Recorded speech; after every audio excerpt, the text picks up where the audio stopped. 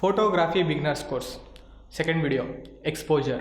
ಈ ವಿಡಿಯೋದಲ್ಲಿ ಎಕ್ಸ್ಪೋಜರ್ ಅಂದರೆ ಏನು ಅಂತ ತಿಳ್ಕೊಳ್ಳೋಣ, ಹಾಗೆಯೇ ಫೋಟೋಗ್ರಾಫಿಲಿ ಲೈಟಿಂಗ್ದು ಇಂಪಾರ್ಟೆನ್ಸ್ ಏನು ಅಂತಲೂ ತಿಳ್ಕೊಳ್ಳೋಣ. ಸೊ ಹಾಗಾದರೆ ಹಾಯ್ ಫ್ರೆಂಡ್ಸ್, ನನ್ನ ಹೆಸರು ಮಲ್ಲಿಕಾರ್ಜುನ್, ನೀವು ನೋಡ್ತಿದ್ದೀರಾ ಮೂವಿ ಮ್ಯಾಜಿಕ್ ಯೂಟ್ಯೂಬ್ ಚಾನಲ್. ನಾವಿಲ್ಲಿ ಫೋಟೋಗ್ರಾಫಿ, ವಿಡಿಯೋಗ್ರಫಿ ಹಾಗೆ film making related tips, tricks ಮತ್ತು ಟ್ಯುಟೋರಿಯಲ್ಸ್ ಮಾಡ್ತೀವಿ. ನಿಮಗೇನಾದ್ರು ಫಿಲಮ್ ಮೇಕಿಂಗ್ ರಿಲೇಟೆಡ್ ವೀಡಿಯೋಸ್ ನೋಡಬೇಕು ಅಂದರೆ ಮೂವಿ ಮ್ಯಾಜಿಕ್ನ ನೋಡ್ತಾರೆ ಅಂತ ಹೇಳ್ತಾ ಈ ವಿಡಿಯೋನ ಸ್ಟಾರ್ಟ್ ಮಾಡೋಣ.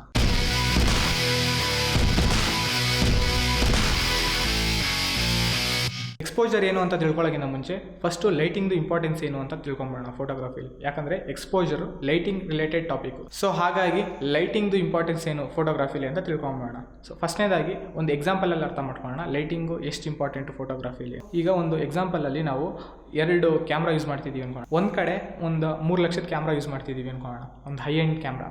ಅದೇ ಇನ್ನೊಂದು ಕಡೆ ಬರೀ ಒಂದು ಮೊಬೈಲ್ 15,000 ರೂಪಾಯಿ ಮೊಬೈಲ್ ಯೂಸ್ ಮಾಡ್ತಿದ್ದೀವಿ ಅನ್ಕೊಳ್ಳೋಣ. ಆದರೆ ನಾವು ಹೈ ಎಂಡ್ ಕ್ಯಾಮ್ರಾದಲ್ಲಿ ನಾವು ಫೋಟೋ ಶೂಟ್ ಮಾಡ್ತಿದ್ದೀವಲ್ಲ, ಆವಾಗ ನಮಗೆ ಲೈಟಿಂಗು ಬ್ಯಾಡ್ ಕಂಡೀಷನಲ್ಲಿ ನಾವು ಫೋಟೋ ತೊಗೊಳ್ಳೋಣ, ಓಕೆನಾ.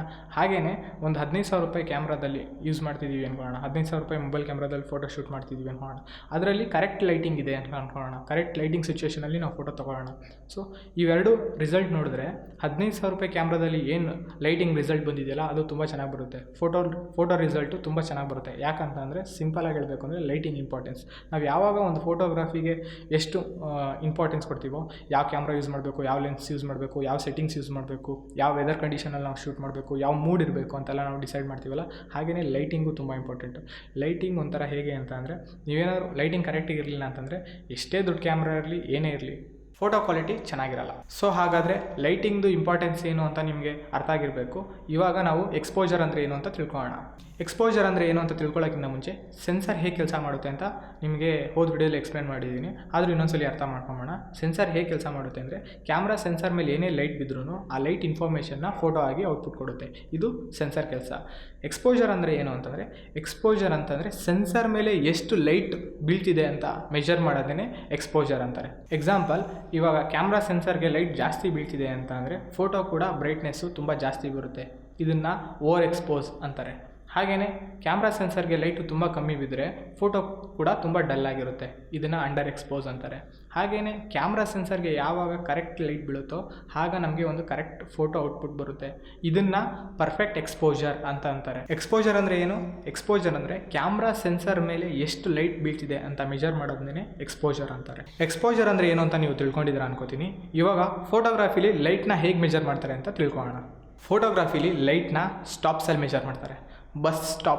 ಬಸ್ನ ತೆಗೆದ್ಬಿಡಿ, ಬರೀ ಸ್ಟಾಪ್ಸಲ್ಲಿ ಮೆಜರ್ ಮಾಡ್ತಾರೆ. ಹೇಗೆ ಅಂತಂದರೆ 0, 1, 2, 3, 4 ಹಾಗೆ -1, -2, -3, -4 ಈ ಥರ ಮೆಜರ್ ಮಾಡ್ತಾರೆ. ಇನ್ನು ಪ್ರಾಕ್ಟಿಕಲಾಗಿ ಅರ್ಥ ಮಾಡ್ಕೋಬೇಕು ಅಂದರೆ, ನೀವು DSLR ಕ್ಯಾಮ್ರಾದಲ್ಲಿ ನೀವು ಫೋಟೋ ತೊಗೋತಿದ್ರೆ ಆ ವ್ಯೂ ಫೈಂಡರ್ ಇಲ್ಲ ಅಂತಂದರೆ ನಿಮಗೆ ಕ್ಯಾಮ್ರಾ ಸ್ಕ್ರೀನಲ್ಲಿ ಬಾಟಮಲ್ಲಿ ಇರುತ್ತೆ 0, +1, +2, +3 ಹಾಗೆಯೇ ಮೈನಸಲ್ಲಿ ಇರುತ್ತೆ -1, -2, -3. ಹಂಗಂದರೆ ಏನರ್ಥ ಅಂದರೆ, ಈಗ -1 ಇತ್ತು ಅಂದರೆ ಒಂದು ಸ್ಟಾಪು ಅಂಡರ್ ಎಕ್ಸ್ಪೋಸ್ ಆಗಿದೆ ಅಂತ, ಓಕೆನಾ. ಅದೇ +1 ಇತ್ತು ಅಂದರೆ ಒಂದು ಸ್ಟಾಪ್ ಓವರ್ ಎಕ್ಸ್ಪೋಸ್ ಆಗಿದೆ ಅಂತ. ಹಾಗೆ 0 ಇತ್ತು ಅಂದರೆ ಪರ್ಫೆಕ್ಟ್ ಎಕ್ಸ್ಪೋಸ್ ಆಗಿದೆ ಅಂತ. ಹಾಗಂದಿದ ತಕ್ಷಣ 0 ಇದ್ದ ತಕ್ಷಣ ಎಲ್ಲ ಟೈಮಲ್ಲೂ ಪರ್ಫೆಕ್ಟ್ ಎಕ್ಸ್ಪೋಜರ್ ಅಲ್ಲ, ಇದೊಂಥರ ಸ್ಟಾರ್ಟಿಂಗ್ ಪಾಯಿಂಟ್ ಅಂತ ಅನ್ಬೋದು. ಸ್ಟಾರ್ಟಿಂಗ್ ಪಾಯಿಂಟ್ ಈಗ 0 ಇತ್ತು ಅಂತಂದರೆ ಇದೊಂದು ರೇಂಜ್ ಕರೆಕ್ಟ್ಗಿದೆ ಅಂತ. ಅದೇ ನಾವು 0 ಇದ್ದು ಒಂದೊಂದ್ಸಲಿ 1 ಇದ್ರೂ ಕರೆಕ್ಟ್ ಎಕ್ಸ್ಪೋಜರ್ ಆಗಿರುತ್ತೆ, ಕರೆಕ್ಟ್ ಎಕ್ಸ್ಪೋಸ್ ಆಗಿರುತ್ತೆ. ಸೊ ಹಾಗಾಗಿ ಎಕ್ಸ್ಪೋಜರ್ ಮೀಟರ್ ಇಲ್ಲಾಂದರೆ ಲೈಟ್ ಮೀಟರ್ ಏನಿದೆಯಲ್ಲ, ಇದು ಬರೀ ಸ್ಟಾರ್ಟಿಂಗ್ ಪಾಯಿಂಟ್ ಮಾತ್ರ ಯೂಸ್ ಮಾಡಬೇಕು. ಸ್ಟಾರ್ಟಿಂಗ್ ಪಾಯಿಂಟ್ನಾಗ ಮಾತ್ರ ಯೂಸ್ ಮಾಡಬೇಕು 0ದಲ್ಲಿ. ಅದು ಬಿಟ್ಬಿಟ್ಟು ನಾವು ಎನ್ವೈರ್ಮೆಂಟ್ ಪ್ರಕಾರ ಇಲ್ಲ ಲೈಟಿಂಗ್ ಸಿಚುವೇಷನ್ ಪ್ರಕಾರ ನಾವು ಚೇಂಜ್ ಮಾಡ್ಕೋಬೋದು. ಈಗ -1 ಇದ್ರೂ ಒಂದು ಪರ್ಫೆಕ್ಟ್ ಎಕ್ಸ್ಪೋಜರ್ ಬಂತು ಅಂದರೆ ಫೋಟೋದಲ್ಲಿ ಕ್ಲಿಕ್ ಮಾಡ್ಬೋದು. ಇಲ್ಲಾಂದರೆ ನಮಗೇನಾದ್ರು ಈಗ ಲೈಟ್ ಇನ್ನೂ ಕಮ್ಮಿ ಇದೆ ಆದರೆ ನಮ್ಗೆ 0 ತೋರಿಸಿದೆ ಅಂತ ಅಂದಾಗ ಬೇಕಾದ್ರೂ ನಾವು ಪ್ಲಸ್ ಮಾಡ್ಕೋಬೋದು, +1, +2 ಅಂತ. ಸೊ ಎಕ್ಸ್ಪೋಜರ್ ಮೀಟರ್ನ ನೀವು ಯಾವುದೇ ಕಾರಣಕ್ಕೂ 0 ಇದ್ದರೆ ಮಾತ್ರ ಪರ್ಫೆಕ್ಟ್ ಎಕ್ಸ್ಪೋಜರ್ ಅಂತ ಅನ್ಕೊಂಬೇಡಿ. ಹಿಂಗೆ ಸಿಚುವೇಷನ್ ಪ್ರಕಾರ ಚೇಂಜ್ ಆಗ್ತಿರುತ್ತೆ.